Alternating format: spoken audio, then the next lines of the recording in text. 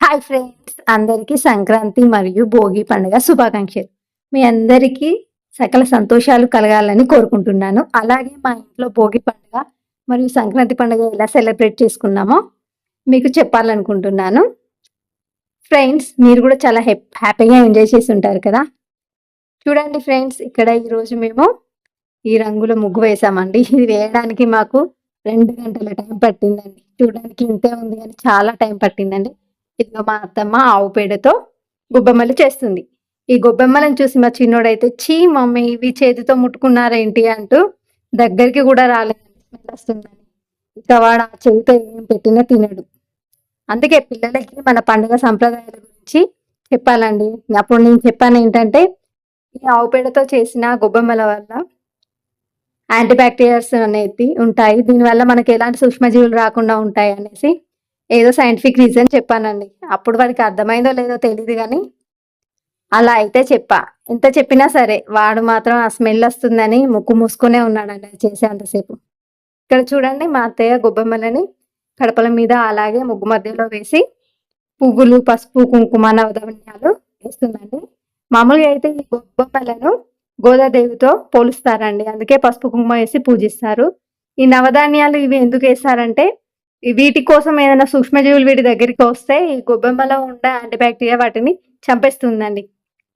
ఇప్పటికీ ముగ్గేసి 2 అవర్స్ పట్టింది కదండి. హడావిడిగా వంట పనులు మొదలు పెట్టాం. పూరి చేద్దాం అనుకున్నాం, కానీ సింపుల్గా ట్రిక్తో ఇప్పుడు పూరి చేయబోతున్నా అండి. ముందు ఇలా చపాతీలా చేసుకోవాలి. తర్వాత ఈ చపాతీలా చేసుకున్న దాన్ని చాక్తో 4 పార్ట్స్గా డివైడ్ చేసుకోవాలండి. ఇలా చేస్తే ఒక దెబ్బకి 3 పిట్టలు అంటారు కదండి. ఇలా ఒక్క చపాతీతో 4 పూరీలు చేసుకోవచ్చండి. అందుకే ఇలా సింపుల్గా అండ్ ఫాస్ట్గా కావడం కోసం ఇలా చేశానండి. ఇలా చేసినా కూడా మనకి ఈ పూరీలు కూడా చాలా బాగా కాలుతాయండి. అలాగే బాగా పొంగుతాయి కూడా. కావాలంటే మీరే చూడండి. కాకపోతే చూడడానికి రౌండ్గా ఉండవేమో కానీ పూరీలు అయితే చేయడం త్వరగా అయిపోతుంది. మా హడావిడికి తొందరగా కావాలనేసి చిన్న ట్రిక్తో ఇలా చేశాను. బాగానే వచ్చాయి. అలాగే పని కూడా త్వరగా అయిపోయిందండి. ఈ సంక్రాంతి అంటేనే ఎందుకో అండి అంత హడావిడిగా అయిపోతుంది. టైం అసలు ఎంత పొద్దునే లేసినా కూడా అసలు టైం సరిపోలేదండి. అప్పటికి మేము వంట చేసుకొని తినేసరికి 2 అయిపోయింది. అసలు చేసిందైతే ఏమీ లేదు. ఆ ముగ్గుతోనే గంటలు టైం సరిపోయిందండి. ఇలా పూరీలు చేశాక తర్వాత కర్రీ ఫాస్ట్గా కుక్కర్లో పెట్టేసి వండేసామండి. వంటలన్నీ అయిపోయాయి. తినేసి ఇలా కూర్చున్నామో లేదో ఇక మా పిల్లలు స్టార్ట్ చేశారండి. ఏంటి మమ్మీ తినడం ఇంతేనా, తర్వాత ఏంటి కైట్ ఎగరేసుకున్నాం అది అంటూ అసలు ఒక్క దగ్గర ఉండలేదండి. వాళ్ళ అల్లరి తెలిసిందే కదండి. పక్కనే ఒక షాప్ ఉంటుందండి, కైట్స్ కోసమైనా షాప్కి వెళ్ళి అక్కడ కైట్స్ ఉన్నాయంట చూస్తున్నారండి. ఆ కైట్ కోసం ఒక 10 మినిట్స్ ఎతికారు. అన్ని కలర్స్ ఉన్నా కూడా వాళ్ళకి ఎవ్వి నచ్చలేదండి. మన ఇట్లాంటి కైట్స్ చాలా ఉన్నాయి. లాస్ట్కి ఎతికి మా పెద్దోడైతే ఒక కైట్ తీసాడండి. చూడండి, అంతసేపు ఎతికినా వాళ్ళకి ఎందుకో మరి ఆ కైట్ నచ్చింది. అది ట్రాన్స్పరెంట్ అని ఏదో చెప్పగానే ఆ కైట్ అయితే తీసుకున్నాడు. చూడాలి మరి అది ఎగిరేసేదాకా వీళ్ళ హడావిడి ఎలా ఉంటుందో. మొత్తం మీద అయితే ఈ కైట్ తీసుకున్నారు. ఇప్పటికే 4 అయిపోయిందండి. ఈ చీకటి పడేదాకా ఈ కైట్తోనే ఆడుకుందామంటూ ఉంటారు. చూడండి ఫ్రెండ్స్, ఇక్కడ వీళ్ళు చేసే హడావిడి ఎలా ఉంటుందో చూపిస్తాను మీకు. వీళ్ళు కైట్ ఎగిరేయడం కంటే అది ఎంత ఎత్తు ఎగురుతుందని వెయిట్ చేస్తారా? అది మాత్రమే కాదండి, వీళ్ళు ఎప్పుడు కైట్ ఎగిరేద్దామా, ఏ కైట్ దొరుకుతుందా, దాన్ని ఎప్పుడు కట్ చేద్దామనే చూస్తూ ఉంటారు.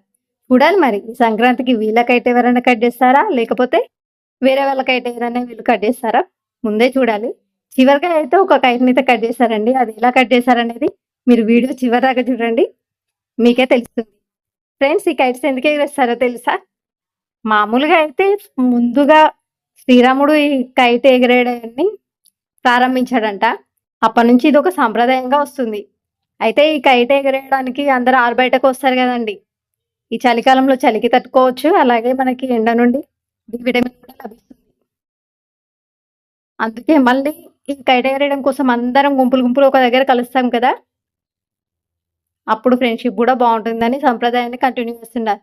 చూసారా అండి ఎంత ఈజీగా కైట్ ఎగరేసాడో మా ఊడి పైకి.